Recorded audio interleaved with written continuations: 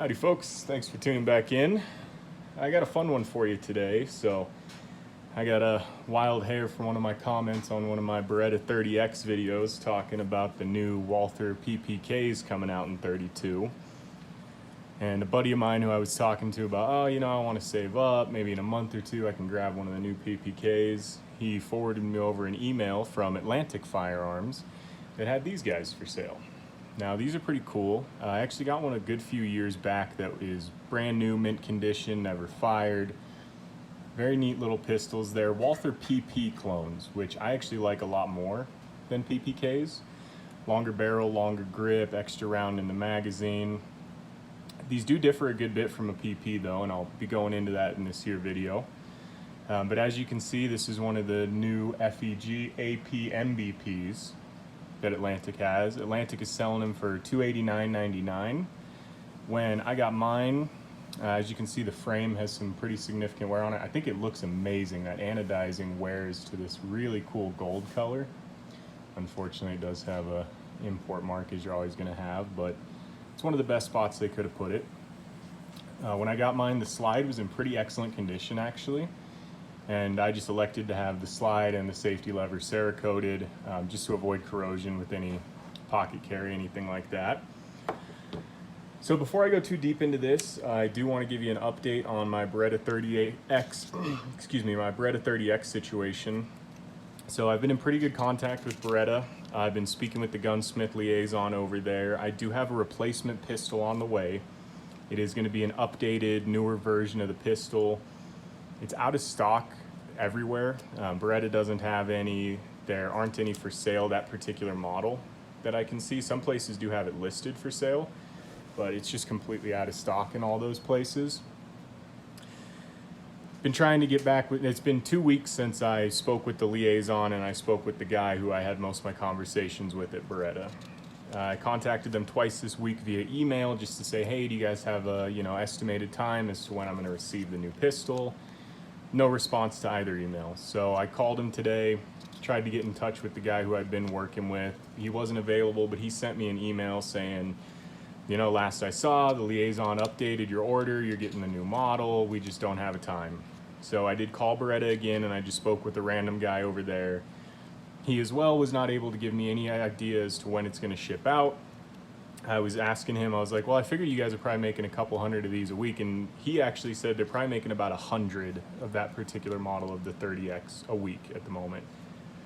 I don't know how accurate that is. He could have just been totally guessing, but that's the information I have to go on as of now.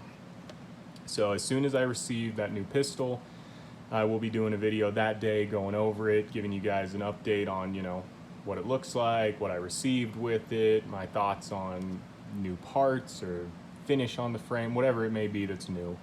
And then of course I'm gonna take it shooting and we'll see how it goes from there. So back to this wonderful pistol. Again, this is an FEG AP-MBP, Walther PP clone. The wear on this particular pistol is definitely a lot. You can see the barrel wear, the wear right here, which this is still part of the frame. The barrel starts right here. The wear on the frame over here. So it had been shot quite a bit. When I got it, the bore was incredibly dirty and I cleaned it up and it turned out just perfect. FEG chrome lines like everything, and these do have a chrome lined bore. I don't know how well I can get that to show up with the glare, but it does have a chrome lined bore. Maybe when I take it apart you'll see that better. So this is a neat little trick I learned.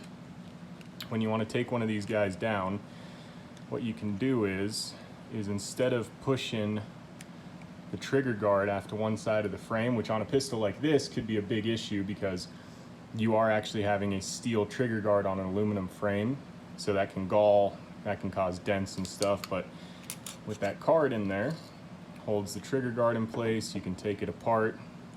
Now here you can see a lot of what the inside looks like. Obviously I have it very well lubricated. You can see some wear on the aluminum here. The rails have been wearing very nice on this particular example. More wear there, wear on the dust cover. Something I thought was kind of interesting though, is if you look here, on the back of the rails, you can see 2 polish marks. Now you can tell a file has been taken to them and hit from left to right on both sides of the rail. One thing I was kind of wondering is if maybe, you know, when you're reassembling the pistol, right, when you get to this point, I was thinking maybe the steel rails in here was wearing on these sections here. But if it was, obviously it'd be top down marks. It wouldn't be left to right marks. I think what actually happened on this pistol is the aluminum was mushrooming out, similar to what I saw on the 30X. And a guy just took a file and knocked both of those off, which obviously was a big issue for the 30X and ended up killing that pistol. But the 30X has like this much rail, you know. There's just nothing there, whereas on this you have this entire bearing surface on both sides. So it's really minimal. I mean, again, $289 pistol, like, it's nothing crazy to get a new one should something happen to it, you know. Interestingly, this particular model came with the thumb rest grip on the left side. I really do like that. It is incredibly nice for shooting. It feels seriously good in the hand. So I'm a really big fan that I got this particular left side scale. And yeah, all in all, I'm a very big fan of these pistols. I think they're incredibly nice. It's shot really, really well. And it does have some updated features that the PP or the PPK do not have that really do make this a safer pistol. So I'm gonna go into that here in just a little bit. I would like to talk about my shooting with this particular gun. So I was out doing some shooting with my Draco, and I had this guy with me, and I had the 3 mags, so I was like, you know what, I'll fire him 25 rounds. And it was just absolutely bullseye, dead nuts on. No malfunctions whatsoever. Some of that is due to the fact that when I got this particular gun, I did replace the extractor spring and the firing pin spring. Both were incredibly weak. And to replace those, I just got a Wolf Springs Walther PP spring kit. The actual extractor claw looks really good. All in all, most of the parts to this pistol look really good. You just have normal wear and tear on it. Very accurate pistol, very nice to shoot. It felt even better than my Manurin PP. One of the softest shooting 32s I have ever fired. Now, I mentioned earlier in the video that I have one of these that is brand new, never fired, never issued, excellent condition. And when I got that, the guy who sold it to me, the actual importer sold it directly to me, I got 2 spare mags with it and a holster. So I had 3 mags for that pistol, and I figured now that I got this guy, I might as well grab the spare mags. They're interesting. If you look at them compared to the magazine that came with the pistol, the witness holes are smaller, and they don't quite line up correctly. They're both 8-round magazines. The magazine catches are the same. The base plates are very similar. Obviously this one was never anodized though, so this is just in the white aluminum. All 3 magazines, I had no issues whatsoever. It's probably one of the biggest complaints I would have, or I guess not really a complaint, but one of the detractors to somebody buying one of these is getting spare magazines is very hard. They're very hard to come by. Really, replacement parts in general are hard to come by. They do have a unique firing pin system, which I'm going to go into and explain how much of an improvement that is over a Walther PP. Firing pin spring, though, was compatible. This was substantially stronger than the one that came in it. Extractor spring was compatible. I do believe that the trigger guard spring would be compatible, as well as the hammer mainspring, but I haven't tested those. It is a unique hammer system. So if you ever had to replace a hammer for whatever reason, you would have to get an actual AP hammer. One part that is not interchangeable between the two is the recoil spring. So the Walther PP actually has a thinner profile barrel than the AP. And in that spring pack I got from Wolf Springs, it came with a PP spring, which I was planning to replace as well because I figured the main spring was pretty worn after all these years. And I tried to put the PP spring on there and it simply will not fit over the barrel. So if you do ever have to replace one of these, you're gonna have to get an actual AP recoil spring, which, to be fair, this one is still very strong. This one still feels really good. So I don't know how long they last, but they sure as heck last a long time. Now the next thing I'd like to go over, I think, is the best feature of this gun. So on a normal Walther PP, PPK, Beretta 30X, Colt 1903, majority of 32 pocket pistols, they don't have any mechanism for a firing pin safety, a drop safety.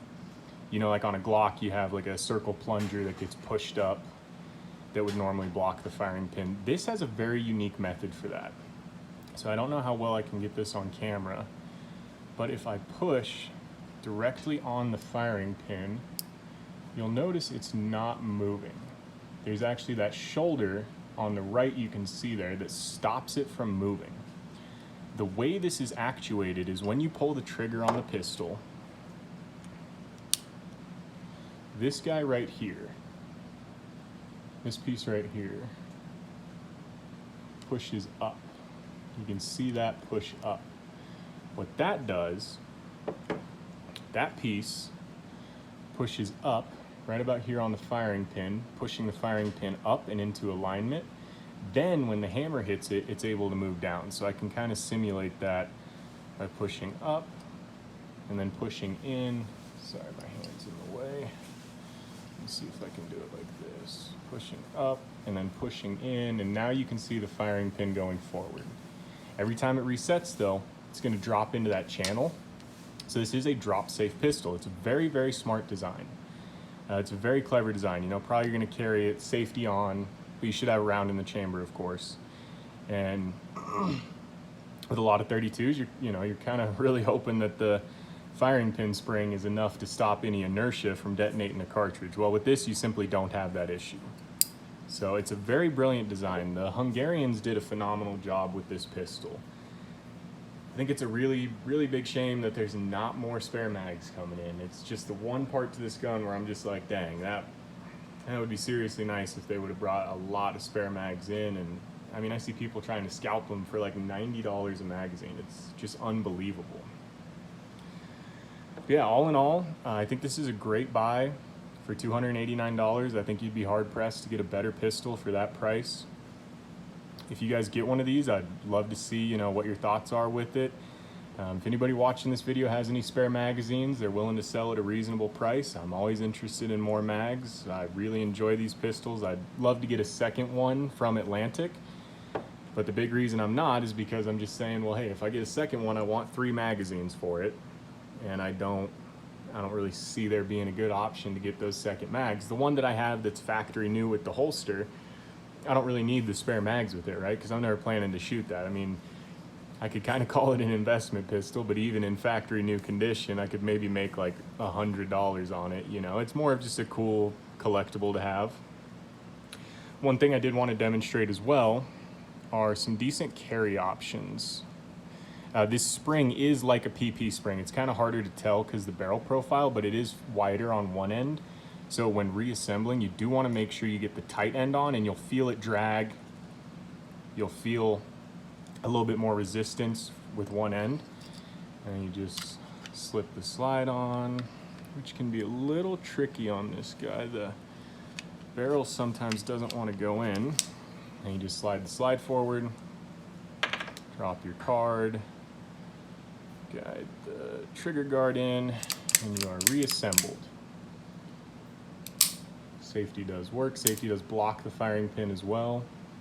Safety is a little bit stiff on this one, but that could also be because I have that Walther PP Wolf Spring extractor spring in there, which the way this works is you have the extractor, you have effectively a tension plunger. It's kind of cut out like a spade on one side, and that side goes over the lip on the extractor, and that's what provides tension for the extractor to hook in. Then you have the spring behind that, and then you have a little detent here that runs in a detent track with the safety. So that's what actually provides your detent for your safety lever. Some carry options for this pistol, I could see, appendix carry. You could make your own custom Kydex holster. I probably will at some point. I haven't made another Kydex holster since I did that 1911. I've been so busy. But one of these days I'm going to make a few more Kydex holsters, and I do probably plan to make one for this. But a great summertime carry, any time of year, but especially summer, is a pocket holster. This pocket holster fits this pistol really nicely. Covers the magazine release so you're not getting sweat on it too bad. It will snag in the pocket so the pistol will come out clean. This is a Bulldog subcompact pocket holster. I got it at a sporting goods store for like $10, $15. I think another decent option would be something like this. Now this is of course an ankle holster, and this particular ankle holster is just some cheap Chinese one I got for free from Temu. I had bought some stuff there and I had some credits, so I got this for free. Really holds that pistol nice. You can see that it has the lining that goes well past the muzzle, so you wouldn't be sweating directly on that. And that of course would strap to your ankle. Another thing I think I'm going to do for this pistol, which I don't think I've actually ever featured any of these on my YouTube channel, even though I've made probably about 8 of them over the years, is a custom leather shoulder holster for this. I really enjoy making those shoulder holsters. They're very fun. You can always design it however you want. You know, you can have the pistol sitting like this under your arm or like this. You can do magazine pouches on the right side, the way it crosses over your back, how it straps to your shoulder, the different adjustment systems. It's very fun to make. It's a great thing to have, so at some point I'll probably make a shoulder holster for this guy, and I'll probably do a video on that, maybe show you guys the process on how to do your own custom leather shoulder holster. They're very inexpensive to make. I mean, especially if you're like me, where we live pretty close to what used to be a saddlery shop. They went out of business a while ago, and when they went out of business, because my grandfather was friends with the owner, he ended up getting a mountain of free leather. But even when they were in business, they would throw tremendous amounts of leather away. I mean, you would see 4 foot by 2 foot strips of very fine leather that they were throwing away, you know, and we were just able to grab it. So I have a huge stockpile of just all sorts of different leather, belt leather, actual saddle leather, just really nice leather at my disposal. So I'll be using that on this. Aside from that, that's about it. It's a reliable pistol. It's a good pistol. $289 is hard to beat. And I really hope that someone out there enjoys this video. I thank each and every one of you for watching my videos. I should have another one coming out end of next week on my Draco, although I have another firearm that I've been wanting to do a video on for a while. I do have the TAC-12 follow-up coming soon. I want to put about another 200 shells through it. So at that point, I will have put about 1,500 shells through it. Or maybe even 2,000. I don't have the figures in front of me, but a lot of shells. The vast majority of what I've been shooting through it is all buckshot. Sterling buckshot, S&B buckshot, Guardian buckshot, just double-aught buck, at least 150 rounds every time I go out shooting. So that should be a cool video as well. Once again, I just want to end by saying I appreciate each and every one of you subscribing. It means so much to me. I'm really looking forward to seeing how this channel grows, seeing what kind of new firearms I can bring, you know, hopefully informative content. I hope it's fun to watch. I finally got a phone stand on this one, so I can use both of my hands. And yeah, thank you all so very much. I hope you have a wonderful day.